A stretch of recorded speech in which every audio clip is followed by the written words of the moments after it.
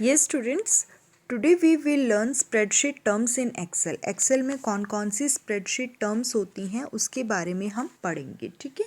First one है कुछ basic spreadsheet terms हैं। फर्स्ट वन है हमारी रो, ठीक है। अब रो क्या है? अब देखिए बेटा, यहाँ पर आपके सामने शीट है। इस शीट में ये जो हॉरिजॉन्टल वे में ये जो जा रही हैं रो, हॉरिजॉन्टल वे में जो बॉक्सेस बने हुए हैं इनको हम बोलते हैं रो, ठीक है बेटा। अब जो रो है is a group of data. Row जो होती है वो एक ग्रुप ऑफ डेटा है जिसको अरेंज किया गया है हॉरिजॉन्टली वे में, ठीक है। ईच वर्कशीट हैज़ 65,536 रोज। हर एक वर्कशीट के पास 65,536 रो हैं और बाय डिफ़ॉल्ट एक वर्कबुक के पास 3 वर्कशीट है और एक वर्कशीट के पास इतनी रो हैं, 65536 रोज हैं। Each row is known by. अब हर एक रो जो है वो जानी जाती है। वो किससे जानी जाती है बेटा? That is known by row number. आप यहाँ पर देखेंगे, यहाँ पर रो के नंबर्स चल रहे हैं 1 2 3 4 5 6 एंड सो ऑन। तो हर एक जो रो है, ये जो हर एक रो है ये किससे जानी जा रही है? बाय इट्स नंबर, इसके नंबर से। फॉर एग्जाम्पल, अब मैं देखिए आपको एग्जाम्पल देती हूँ। देखिए अब मैं आपको एग्जाम्पल देती हूँ। मेरी ये रो ये वाली है, तो अब देखिए इस रो का नंबर क्या होगा।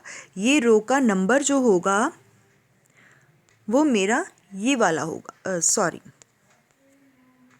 मेरा जो रो नंबर होगा वो ये वाला होगा, यानी कि 12, ठीक है। अगर इस रो का नंबर जानना चाहें तो इस रो का नंबर क्या है?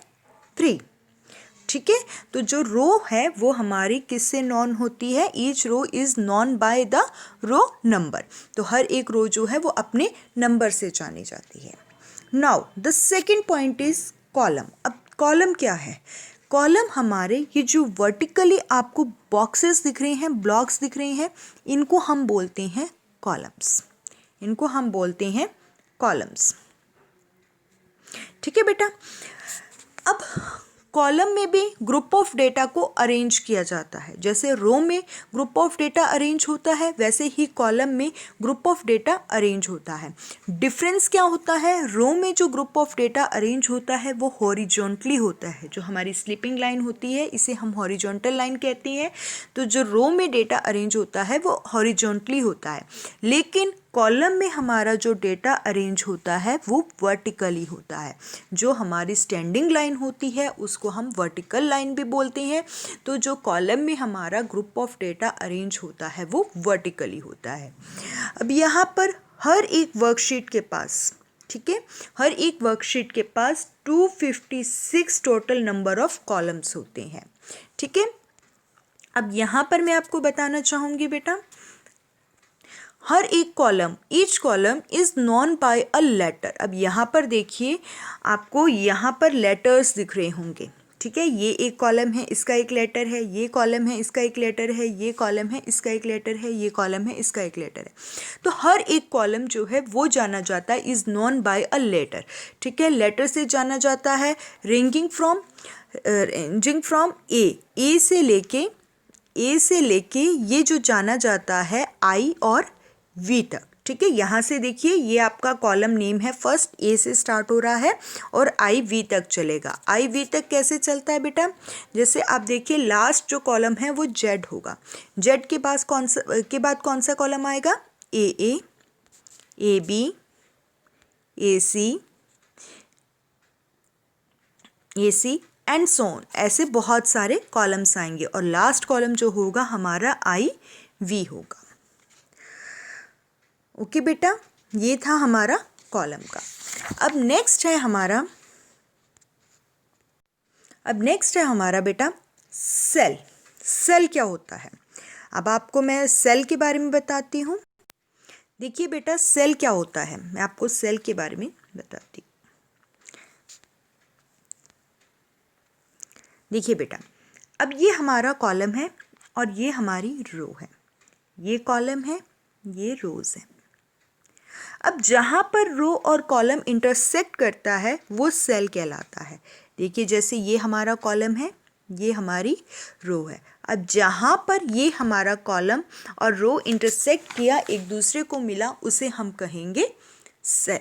अब सेल बहुत छोटा होता है, हमारे रो और कॉलम्स बड़े होते हैं जबकि एक सेल जो है बहुत छोटा होता है। That's why we call cell is the smallest unit of worksheet. इसीलिए हम सेल को जो है सबसे छोटी यूनिट कहते हैं वर्कशीट की। Now cell is identified by a column letter followed by its row number. अब क्या है कि जो एक सेल है, जैसे कि आपको मैंने बताया कि हमारा जो कॉलम है that is known by its letter. ठीक है, कॉलम जो है वो अपने लेटर से पहचाना जाता है और रो जो है वो अपने नंबर से पहचानी जाती है। अब एक सेल जो है, ये हमारा सेल है, इसको किससे आइडेंटिफाई किया जाएगा? तो इसको आइडेंटिफाई किया जाएगा by a column letter, column letter से, एंड जो कॉलम लेटर है वो फॉलोड होगा रो नंबर से।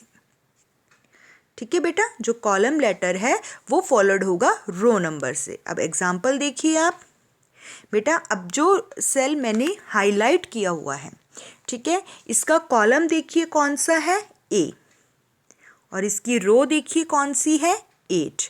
तो ये सेल का एड्रेस क्या हो जाएगा? इस सेल को किस तरीके से हम आइडेंटिफाई करेंगे? A8। Next one more example you can see this column, sorry this cell, ये आपका सेल है, इस सेल का column this one, row this one. ठीक है, तो देखिए ये यहाँ पर इंटरसेक्ट हुआ, यहाँ पर इंटरसेक्ट हुआ। अब इस कॉलम का लेटर क्या है, डी, और रो नंबर क्या है, 14। तो इस सेल को हम किससे आइडेंटिफाई करेंगे, D14। Yes, very good. Now the next topic is active cell. अब नेक्स्ट टॉपिक क्या है हमारा, एक्टिव सेल। एक्टिव सेल का यहाँ मतलब होता है कि जिस सेल में वर्क हो रहा है, जिस सेल में हमारा कर्सर अपीयर है, उस सेल को हम एक्टिव सेल कहते हैं। और एक्टिव सेल की पहचान ये है कि वो सेल की जो बाउंड्री है वो हमारी डार्क होती है। ठीक है, उसकी जो 4 अराउंड बाउंड्री है वो डार्क होती है, उस सेल को हम एक्टिव सेल कहते हैं। The active cell indicates the insertion point. और एक्टिव सेल जो है हमें इंसर्शन पॉइंट को इंडिकेट करता है, इंसर्शन पॉइंट को दर्शाता है। ये स्टूडेंट्स यहाँ पर देखिए मैंने अब यहाँ देखिए, मैं यहाँ पर जस्ट अ मिनट,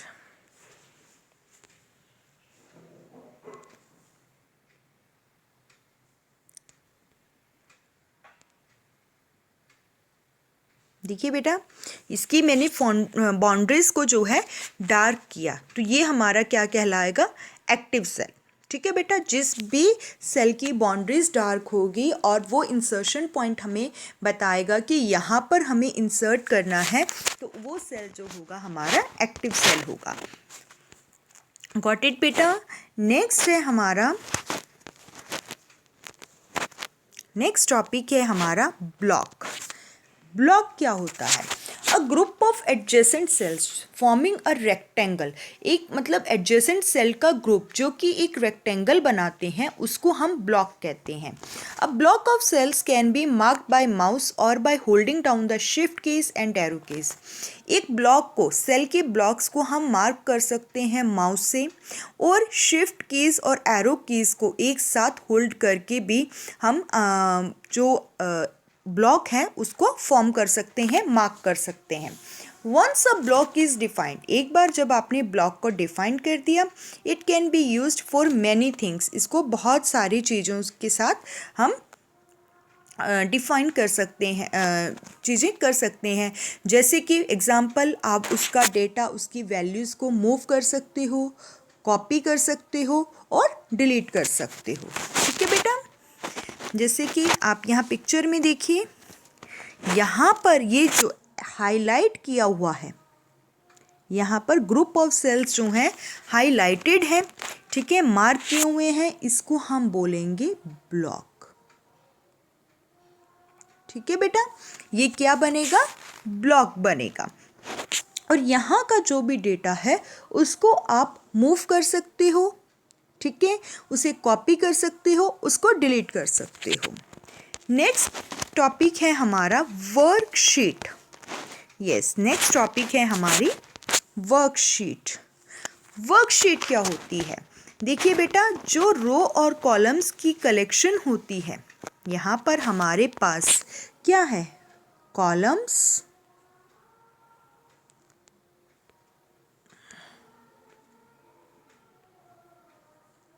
यहाँ पर हमारे पास क्या है, columns and rows. There is a collection of columns and rows. जो ये रोज और कॉलम्स की कलेक्शन है, ये क्या बनाती है, वर्कशीट बनाती है, ठीक है।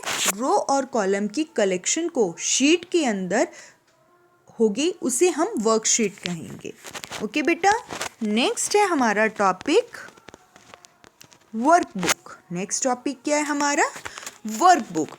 अब जो मैंने आपको पहले बताया था कि एक वर्कबुक के अंदर हमारे पास बाय डिफ़ॉल्ट 3 वर्कशीट्स होती हैं, तो वर्कशीट्स की कलेक्शन को हम बोलते हैं workbook. When Excel is open, जब एक्सेल ओपन होता है, इट ओपन्स अ वर्कबुक, तब ये एक वर्कबुक को ओपन करता है, उसको नाम देते हैं by default book name, book 1, ठीक है।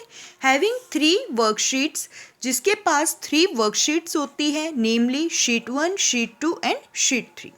One can and 255 worksheets in a workbook. तो एक जो है वो 255, कोई भी 255 वर्कशीट्स एक वर्कबुक में ऐड हो सकती हैं। देखिए बेटा, मैं आपको फिगर में बताती हूँ, पिक्चर में बताती हूँ कि देखिए, अब जब माइक्रोसॉफ्ट एक्सेल को ओपन किया गया तो इसने एक वर्कबुक को ओपन किया और उस वर्कबुक का नेम क्या था, बुक 1। बाय डिफ़ॉल्ट उस वर्कबुक का नेम क्या था, बुक 1। अब देखिए, बुक 1 के पास क्या था, वर्कबुक के पास क्या था, 3, इसके पास क्या है, 3 sheets, sheet 1, sheet 2 and sheet 3। और इसमें आप और भी शीट्स जो हैं ऐड कर सकते हो। कहाँ तक ऐड कर सकते हो, टोटल 255 शीट्स आप जो है अपनी वर्कबुक में ऐड कर सकते हो। ओके बेटा, नेक्स्ट टॉपिक है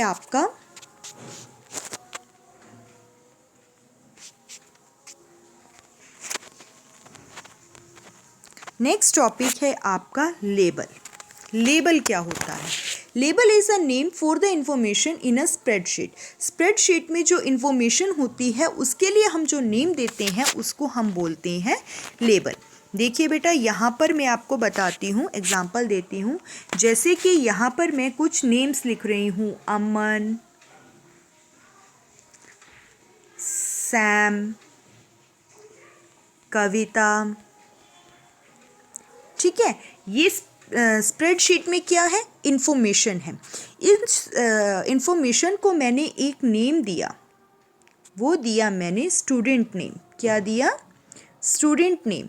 अब जो मैंने इंफॉर्मेशन को नेम दिया, ये स्टूडेंट नेम का जो नेम दिया है, इसको हम बोलते हैं लेबल। इसको हम क्या बोलेंगे, लेबल।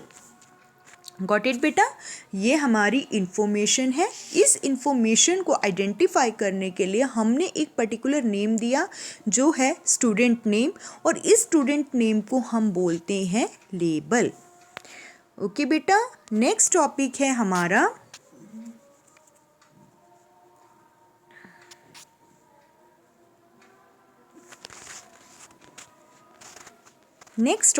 हमारा वैल्यू। अब वैल्यू क्या होती है, वैल्यू एक डेटा है स्प्रेडशीट में। स्प्रेडशीट में जो डेटा है उसको हम वैल्यू बोलते हैं, ठीक है। जैसे कि अब मैं आपको यहाँ पर बताती हूँ एग्जाम्पल। देखिए, मैंने यहाँ पर आपको क्या दिया था, स्टूडेंट नेम। स्टूडेंट नेम के अंडर मैंने आपको क्या दिया था, अमन। तो ये जो अमन है ये क्या है, लेबल के लिए हमने जो वैल्यू डाली अमन, तो ये जो अमन है ये क्या होगी, वैल्यू होगी। हमारे लेबल की वैल्यू होगी। अब जैसे एक और एग्जांपल देखिए बेटा,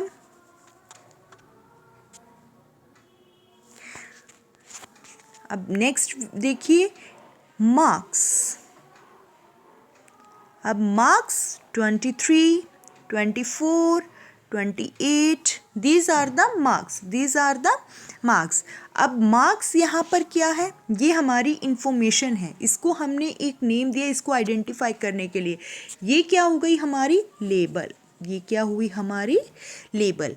अब लेबल को एक वैल्यू मिली, ठीक है, एक जो लेबल था हमारा मार्क्स का, उसको जो हमने ये इंफॉर्मेशन दी है ये क्या कहलाएगी हमारी वैल्यू। ठीक है बेटा। So this is for today, thank you.